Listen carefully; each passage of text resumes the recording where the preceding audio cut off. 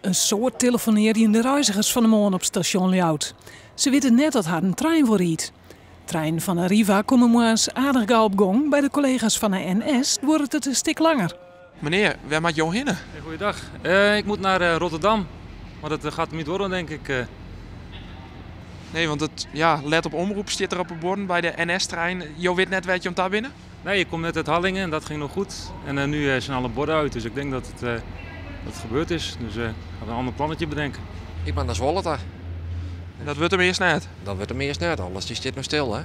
Dus ik zit er te denken om de hoe staat er hier nou. Gewoon trein rieden morgens betiet dus vol. Op het busstation is het uitstaan. Het grootste pad van de bussen bleef de hele morgen aan de zietlijnen staan. Reizigers gingen geen kant op. Ik heb de fiets al thuis laten staan. Ik ben gegleden ongeveer naar hier. En ik kom zeker niet meer op tijd, nee. Maar je bent toch nooit een veilig kaam? Nou, zo goed als. Ik wil het niet bepaald veilig noemen. Ik ben geloof ik iets van 5 keer onderuit gegaan. En ik heb de haken in mijn kleding zitten. Maar ik leef nog en ik sta, dus ja. Op het dieken houdt net elke keer in de morgen het advies om vooral thuis te blijven naar dat kind. Dat heeft toch ook te maken met de meldingen van code oranje, code rood. Daar hebben we de afgelopen jaren zoveel van gehad.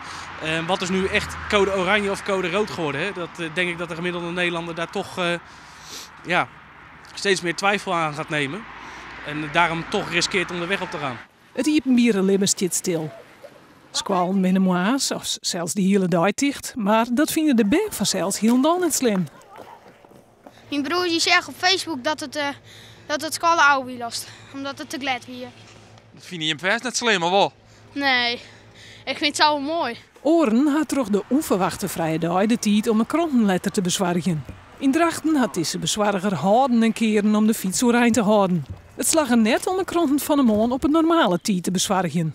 Nee, ik was 6 keer gevallen en op het rondtonnen 1 keer bijna. Dus ik vond het wel mooi geweest toen. Daarom had de mensen Joert correct even wat langer wachten als ze de kranten lezen kunnen.